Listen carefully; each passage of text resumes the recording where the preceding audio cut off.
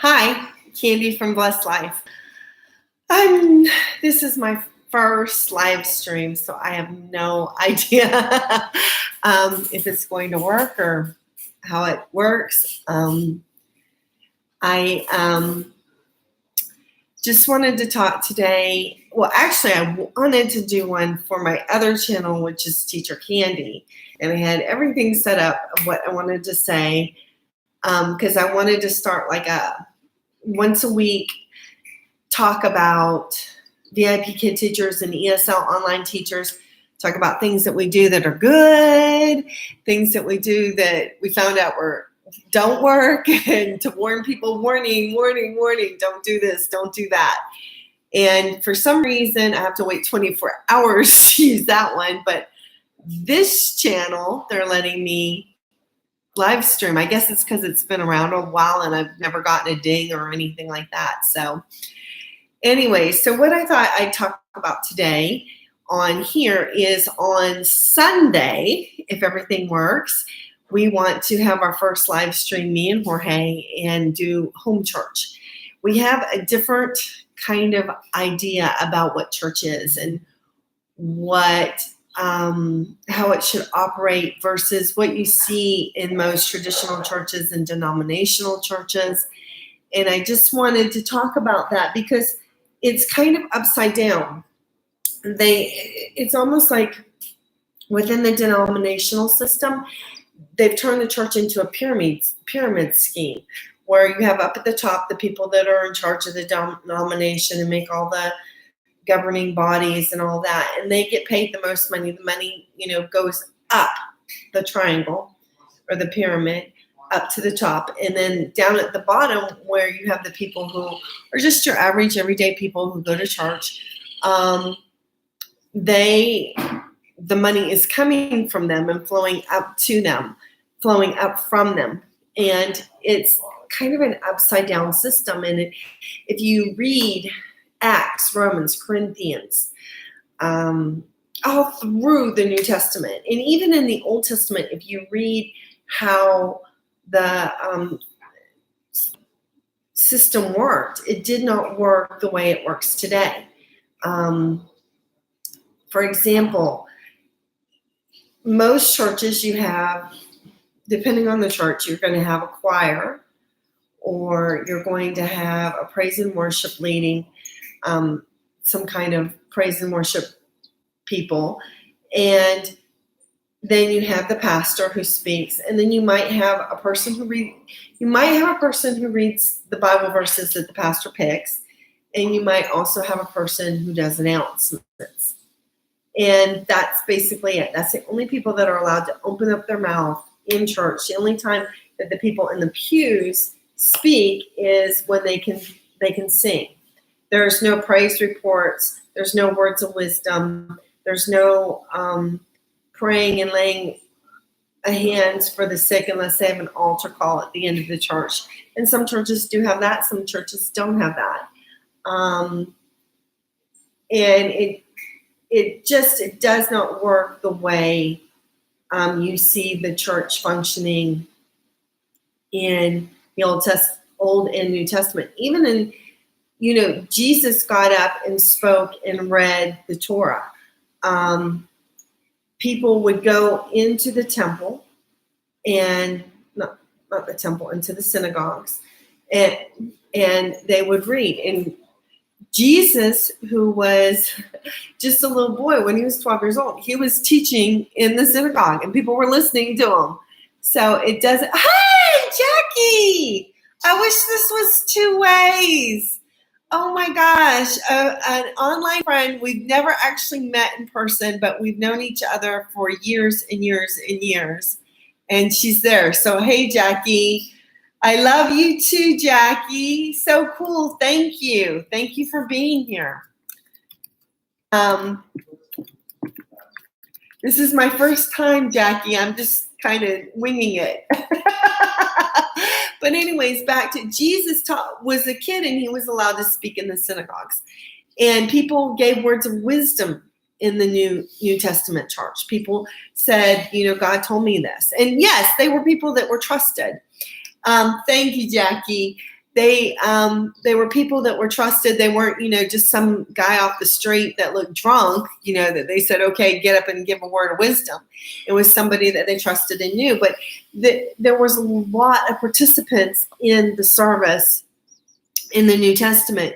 You had people who led songs. You had people who gave words of wisdom. You had people who gave words of encouragement.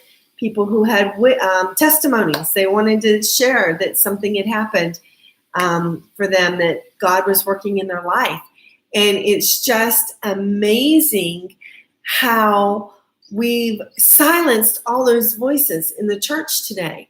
In the church today, it's pretty much a one-man act. The pastor gets up there and he preaches and says what he's going to say for 30 minutes to an hour, depending on what church you go to and how long-winded that pastor is.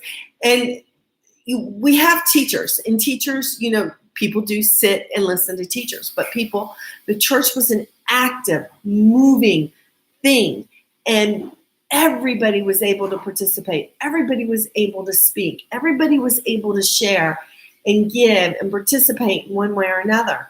And the way the money was handled wasn't that the money was all taken and the majority of it go to a governing body, or even in an independent church, the majority goes to support the pastor, and then whatever's left goes to pay for the building and pay for this expense and that expense. The money was taken up. It was given to widows. It was given to those that were poor within the church first, okay? That's another thing. We have a lot of churches that are doing things for people outside of the church, and they do all kinds of ministries and stuff like that to help people outside of the church. But within the church, you have wives who get divorced or their husbands leave them and their income is divided in half and they're struggling, and there's nothing, within the church, no structure to help those people. And a lot of times people will go to the pastors and say, I need help. And the pastor's like, that's not my problem. Another thing is that it was a group of people, and how do I say this? They got together. It was a family. In churches today, you're sitting, chances are the people on the sides of you are strangers, or they're people that, you know their first name, they have a kid. You might know the business they're in, but you've never been to their house. You've never had any kind of social long talk with them. You've never said after church, hey, let's go to lunch and eat and enjoy some company. And that's fellowship, okay? Sitting next to somebody in church and saying, hi, oh, God bless you, because the pastor just told me to say that, is not fellowship. Fellowship is when you're really involved in people's lives. And in the original church, people were involved in each other's lives. You didn't feel alone like so many people do. And people talk about mega churches and small churches and everything. And you can feel alone in a church of 20 people. You can feel alone in a mega church. You can feel loved. You can have, there are mega churches with structures with different Bible study meetings and different group meetings and different things that you can feel a part of and vital in a family within that mega church that you can't feel in a church with 20 people. So it's not the size of the church, because if you look at the day of Pentecost, there were hundreds and hundreds of people that were gathered when that were witnesses to what happened in the day of Pentecost. So, and they were meeting every day. Hundreds of them were meeting together. So it's not the size, and big doesn't mean bad and small doesn't mean good. It is what is important is what's going on inside. Are people connecting with each other inside? And part of that is our structure, our social structure, especially in the Western world. We're too busy. We're working. We don't have time. Just to make the time to go to church. In the U.S., you go to church for an hour and you watch. They have 15, 20 minutes for praise and worship and 30, 35 minutes for the pastor to talk and 5 minutes for announcements and then I'm out the door, and I might invite my friend that I, have known and everything to lunch afterwards. But basically, it's a very disconnected and disjointed thing. And where I live in South America, in Colombia, you basically have 2 hours. You have 1 hour of praise and worship, and you have 1 hour of a pastor talking. But it's still the same thing. There's still disconnection. There's no real, and it's the pastor show. It's not. They have 2 hours, and they still don't open up and allow other people to really participate and teach. And for example, a pastor can pastor, yes, but he doesn't have to be the only one that speaks every week. There should be opportunities for other people who have teaching heart to get up and speak one week on one Sunday, and then another person speaks on another Sunday, and another person speaks on another Sunday. It's not just, this one person. And yeah, you're not just going to turn the floor over to the guy that walked in and is stumbling around like he's drunk. No, absolutely not. But if you have somebody in your church that they've been teaching Sunday school lessons and they're fabulous and everything, and you know that they can preach and everything, let them get up there and preach for a Sunday and open it up for praise. Say, does anybody have a praise message for this week to encourage our believers? And the only time anybody ever gets to do a praise testimony, and I would say 80% of the churches that services that I sit in, if they give praise testimony, it's because I tithed and I got something. That's not the only praise testimony there is. That is absolutely not the only praise testimony there is. There can be, my mom gave her heart to Jesus last week.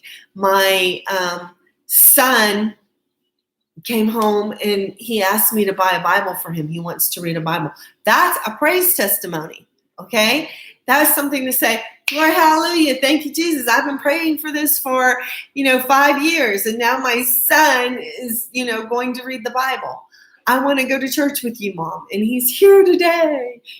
That kind of thing is just as important. And it's very important because especially in the churches today with all the divorce that's going on, with all the divided churches where you have one member that one family member is a Christian and one family member isn't a Christian, you have a lot of division. And the parents will, especially the parents that aren't a Christian, oftentimes they're going to pull against their child going to church. And so there's a pain there. And I've seen it. I've seen it with so many of my friends where their husbands are not Christian. And so their kids stay home on Sunday and they go to church and they teach Sunday school and they're teaching other kids about God. They're teaching other kids about Jesus and the truth. And they aren't even teaching their own kids because their own kids are staying home playing golf with their dad or doing whatever. And so, they need that testimony. They need to hear that, 5 years later, after the kid's out of school and in college, they want to read the Bible. They need to hear that because their heart, there's a little hurt in their heart over this situation. And so that's why we want to do a home church, and we want to do, we're starting out, it's just going to be me and Jorge. We're going to invite friends. We're going to invite Jorge's brother, who's absolutely fabulous. He's got a preaching heart and a teaching heart. And we will be just doing a service like we read in the Bible where people share. And that's why we want to do it live, though, so that people can write in and share. You got a testimony, you share it, and I will be glad to read it. If you've got a word of wisdom that God has put in your heart for people, we'll read it and share it. Anything that, we want to work and function that way. We will sing some songs, but I will guarantee you, if you've if you watched my Praise Challenge videos, you probably would say, okay, just do a little song, a short song. But anyways, well, this is my first one. I'm seeing how it works. Hi, Jackie. Thank you so much. And I will try and learn, and we will do this. And I will see you Sunday at 10:30. Okay. Bye-bye, Jacki. Thank you so much for coming. I'll have to call you or write you on the Instagram or something, or Facebook. Love you, girly. Bye-bye.